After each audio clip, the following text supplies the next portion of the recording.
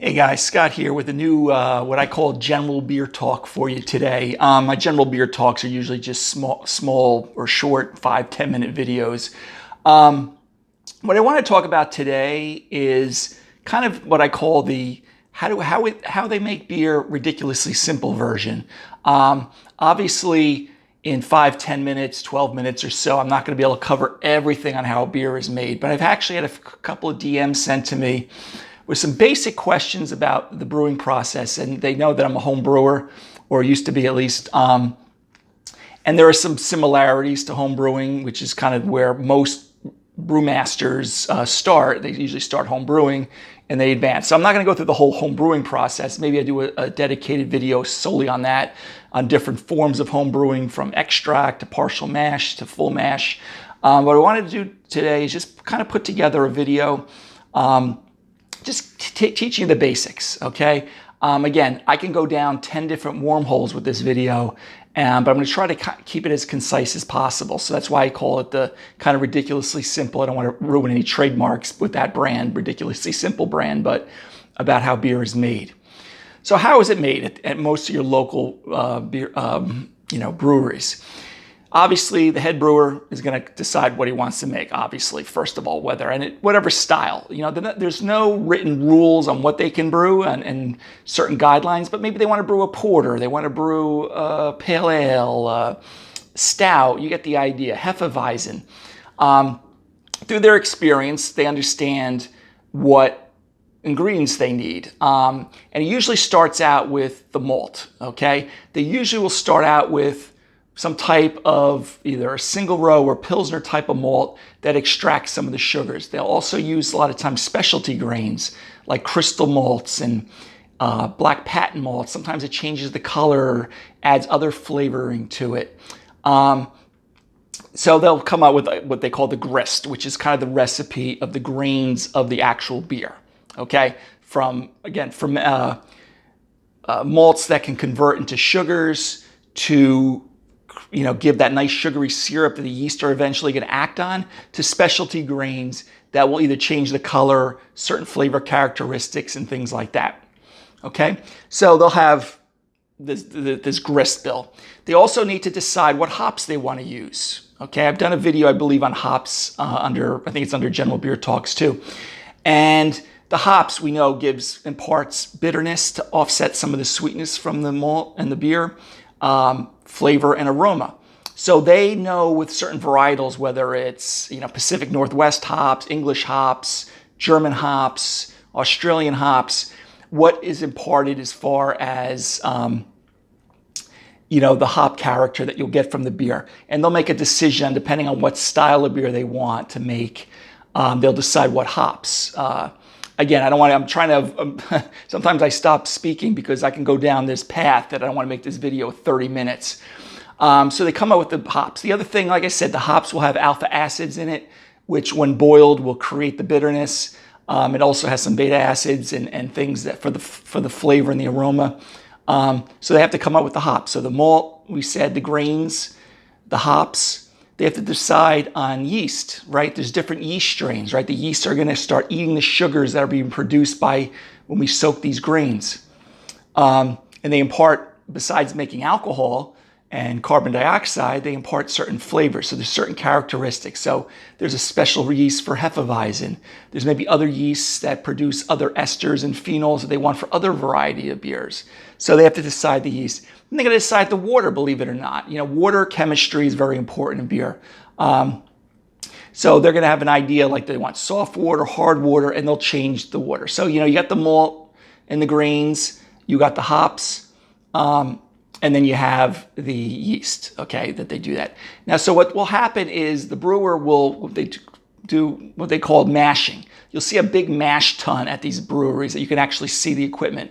And what they basically do is they get the water up roughly 145, 150 degrees. Again, I'm not going to go through the difference between 158 versus 148, okay? But they'll have hot water. Then what they'll do is they'll put all the grains in and let it soak in that hot liquid for roughly an hour. And what happens is there's conversion enzymes acting on the exposed dermal layer on the grain. and it produces the sugary, syrupy, what we call wort, okay, that's in the grains. And it sits there roughly an hour, give or take. They can go longer. And they call that, again, mashing. And it's a big unit that's at most breweries, and they're different sizes and different shapes, depending on the size of the brewery. We call it the mash tun. So it'll sit in there roughly an hour. After that hour, they'll do a thing what they call lautering. It's drawing the fluid off of that grain bed now, right? Because now you want to capture as much as that fluid, because that's eventually going to be your beer. Okay, so they'll lauter it. But at the same time, they'll do what they call sparging.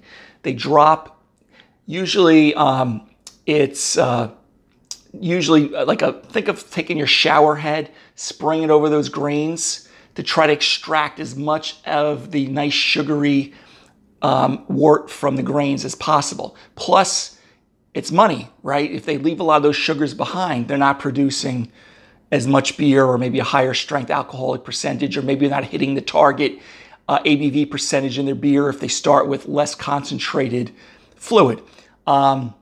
So again, they'll draw that out. We call it lautering, and they call it fly sparging when they put the water over there. And so you'll see that may be occurring during the brewing process. If you happen to be sitting there having lunch and dinner, you see the brewers working in their near the mash tun. So they draw this fluid out, and they got to cool it, right? They can't just start throwing yeast in there. It'll kill the yeast all the time.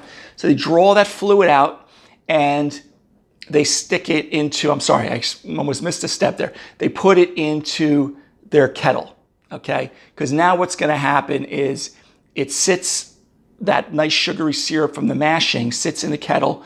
Almost think of like tea would be sitting in a thing. And what happens, they bring it to a boil. That's where they start adding their hops, okay? Usually in the beginning of the boil, for the bittering hops, about 20 minutes to the end of the boil is roughly more for flavor. And then at the very end, and sometimes at the very end, they'll add hops for more aroma. And there's a little overlap in each category. So they'll have a kettle there, and they'll be boiling it like they're boiling, chicken soup or boiling your pasta water. And it goes, again, roughly an hour. Some beers are an hour and a half. Again, I'm not going to go down another wormhole there. But so again, you mashed it. You created that sugary fluid. You put it in your kettle. You throw your hops. At the end of the boiling process, then we have to cool it, okay? I may have misspoke a minute ago that they're not cooling it from the mash tun to the kettle. They're cooling it from the kettle to the fermenter, okay? So we go from mash tun to kettle. Now we're drawing and cooling it. Sometimes there's an exchanger that takes the hot water or cools the hot liquid down. Again, because you can't put the yeast in there because the yeast will die right away. And they'll try to get the temperature down to brewing temperature. Ideally, in a home brewer, we're happy if we can get it down to about 70 degrees, but they usually try to get down to what the fermentation temperature is going to be. So that sits in those big fermenters, okay, that will be there. So once the wort is at fermentation temperature, give or take anywhere from 40-something degrees to maybe as high as 60-something degrees, they throw all their yeast in there. Again, within a certain period of time, 12, 24 hours, depending on how much yeast was pitched, the health of the yeast, and things like that, you'll get the fermentation going on, okay? And what's it producing? It's producing carbon dioxide, alcohol, a lot of flavor components and byproducts. When fermentation's done, okay, or very close to being done, sometimes I'll add more hops they call it dry hopping, to try to create more hop aroma to the beer, okay? And then what we'll do is sometimes they'll then transfer the beer to what they call a bright tank, which is kind of a holding tank for the beer. They're drawing it off of all the trub, which is this layer of yeast and sediment in the fermenter, and bring it to this nice bright tank. The beer in there will not only drop some of the particulate and clarify, kind of finish up. Sometimes the yeast will finish up some of their clean up some byproducts and things like that. They also, at that point, when they're ready, actually can start carbonating the beer in the bright tank, believe it or not.